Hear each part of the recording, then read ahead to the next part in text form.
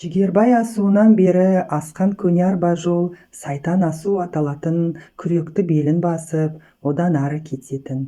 Сол шаңды жолдың бойынан күнне жоқ дегенде аттылы арбалы 7-8 жолаушы өтеді. Біздің бір ермегіміз солар жүріп өткен ізді аңду.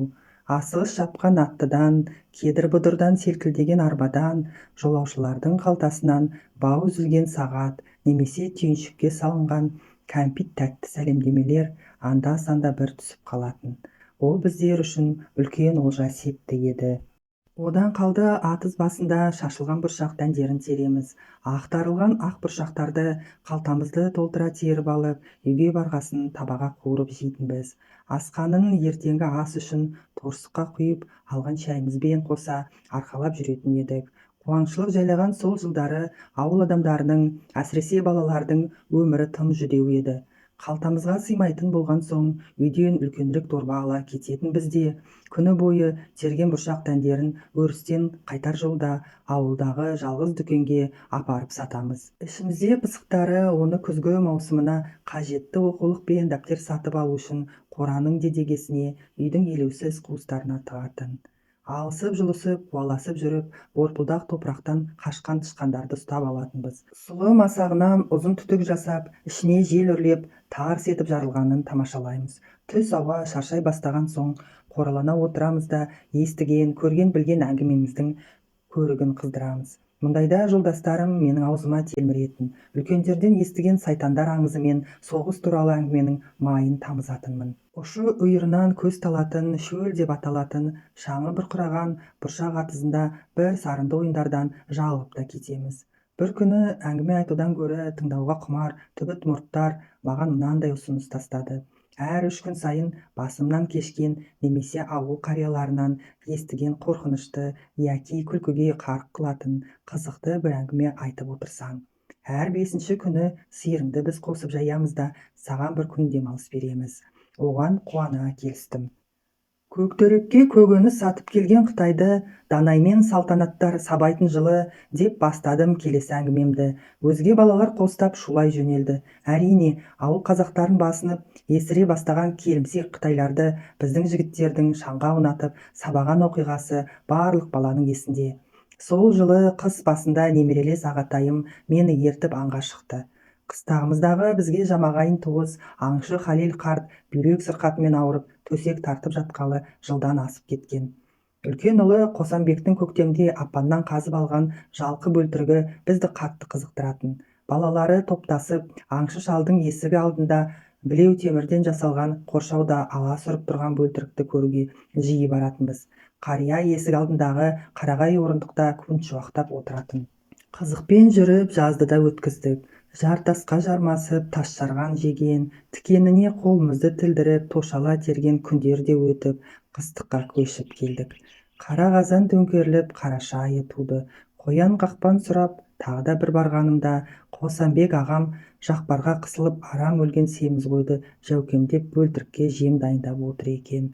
Тордағы бөлтірік өсіп, көкшулан тартып қалыпты. Біздің ауыл салтында көпшілік бала әкелерін аға деп атайды. Әке деп айтатын тек осы халал мен дәлей әулеті еді. Әкемнің бүйрек ауруынан бұғының қуық шыбығы табылмайтын ем екен. Сен шешеңе айтып, көндіріп көр, жіберсе менімен бірге аңға шық. Қазір тау бұғыларының ақ майы ақтарылып тұрған шақ. Ұранқайлар қыстауына барып, қуырдаққа бір тоямыз, деді ағам мені еліктіріп. Түнімен қыңқылдап, күнімен қырсығып жүріп, әке-шешемді ақыры көндірдім. Желді айының алғашқы 10 күні торғайбас қармен басталып, азнаған желмен аяқталды. Тура осы сәтті тосқан Қосанбек ағам екеуміз сөрттің басына бұғы аулауға аттандық. Қарлы ормандағы қатерлі сапарға апта бойы қам қылдық. Құнан қойдың терісінен иленген аяқтан кеудеге дейін тұтас тігілетін жарғақ шалбарға түбіт шекпеннің етегін бүріп салып белдік тарттық.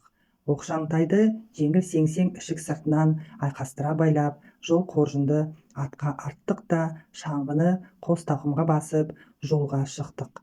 Ағайым 4 пұшпағына дейін бүтін иленген төрдей үлкен аю терісінен жасалған жамылғыны иығына ілгенде ат құйрығын тұтас жауып кетті.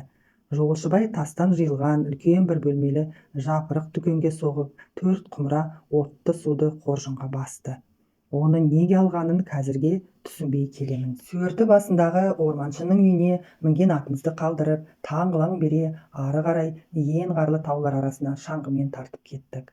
Жолшыбай қарнымыз ашып, жүрегіміз төмен тарта бастаса, сүйегінен сылып алып, құйрық май қоса пісіріп, қатырып алған білеу-білеу сұрпы етті қармен қоса қарпып аламыз. Табанына жылқының жон терісін жымың білдірмей қаптаған қар шаңғымыз өрге жүруге ыңғайлақ. Қарағыс бастала сойылған жайлаудың сонысына әбден семірген жылқы жарықтықтың қайратты түгі өрге қарай жүрген шаңғы табанын сүрі қарға желімдей шегелеп артқа қарай сырғытпайды. Таң азаннан бергі тынымсыз жүрістен әжептәуір жерді өндіріп алдық. Бір шеті Серілік тауына, бір шеті Шәкір дарасына қарай кететін алып таудың арғы бетінде мал баққан ұран-хайлар тұрады. Жазда ат құлағында, қыста шаңғының тізгінінде ойнайтын, тау-таудың алыс-қуыс қойнауларын мекендейтін бұл моңғол руларының малдан басқа асып-тасып жатқан қарбалас тірлігі жоқ.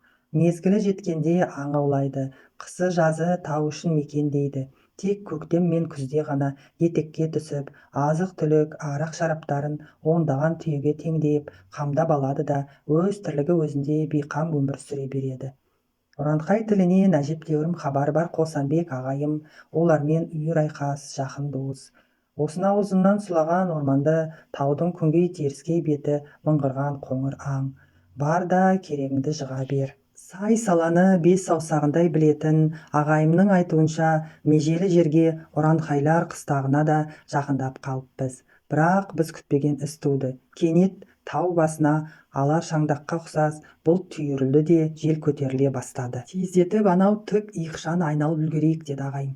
Тауда боран жиі соқпайды, бір соқса әлем тапырағын шығарады. Алдымыздағы биік шоқы тасты көрдің ғой, соның арғы жақ түбіне барып, қарды үңгіп пана жасап алайық. Межелі жерге ентіге жетіп, зәулем жартас түбіндегі беті қатқан қалың қарды шаңғымен үңгіп қазып алдық. Топыраққа жеткенде кісі бойындай тереңдіктегі панасы да дайын болды.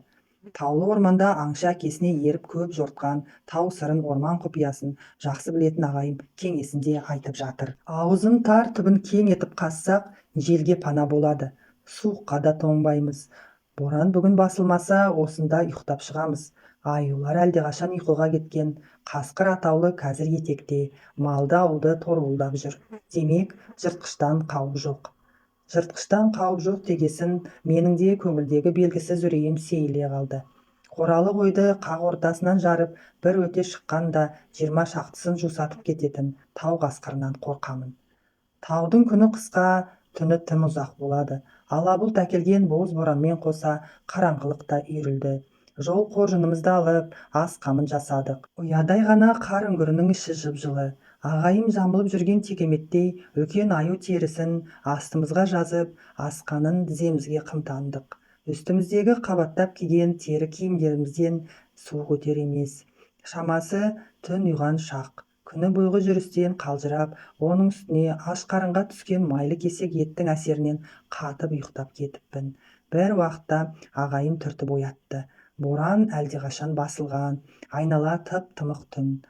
Қар үңгірден аспанға қарап едім, жұлдыз сирей бастапты. Шығыс кеңістікте жарқыраған шолпан жарығы көзге оттай басылды. Тыңда, қорықпа бірақ, деді ағайым сыбырлап. Арнайы тігілген тұлыпта бөлшектеулі жатқан екі мылтықты құрап оқтап қойыпты. Үстіміздегі биік жартас үстінде бір кемпір отыр. Кейпі адам шошырлық, даусы да жаман. Көзімді қараңғылық байлап тұрған-ай. Дегенмен, бұл жақта өлмелі кемпір жүруі мүмкін емес. Сонда да күмәнім басым. Анда-санда бақырған даусынан оянып кеттім. Саған айтпап едім, бұл тауда сайтандар мекендейді. Ертеде көп соғыс болған. Мен Бесатармен басына көздеймін. Сен бердеңкені алда жүрек тұсынан сығала. 3-ке дейін санаймын. 3 дегенде қатар атамыз. Ағайымның сөзі аяқтамай жатып, жоғарыдан баж етіп бақырған сүйкімсіз жарықшақ дауыс тау үшін жаңғыртты.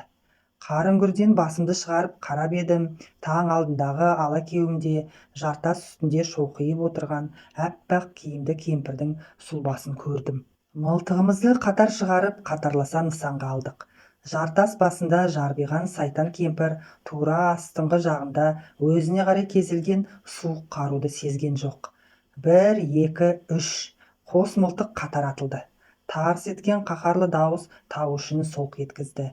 Екі арқан бойынан да биік тас үстінен оққа ұшқан кемпір біздің тура тұсымызға зымырап келіп қалың қарға күмп етті. Ағайым да мен де қимылсыз үнсіз қалдық. Екеуміздің ойымызда атып түсіргеніміз сайтан ба адам ба деген ой. Не болса да жерге жарық түсуін тосамыз енді. Дегбірсіздене күткен сәтте туды. Алакеуім таң шапағы сейіліп, шығыс қырқадағы биік самырсындар арасынан шашыраған қып-қызыл күннің асыл нұры тұтас дүниені жарқырата бастады. Біз түнеген шоқының арғы беткейінен үрген иттің әлсіз даусы жетті. Қар үңгірден басымызды шығарып едік, бағана кемпір отырған жартас үстінде екі адам тұр екен. Атып түсіргеніміз сайтан емес сияқты, деді сасқалақтаған ағайын.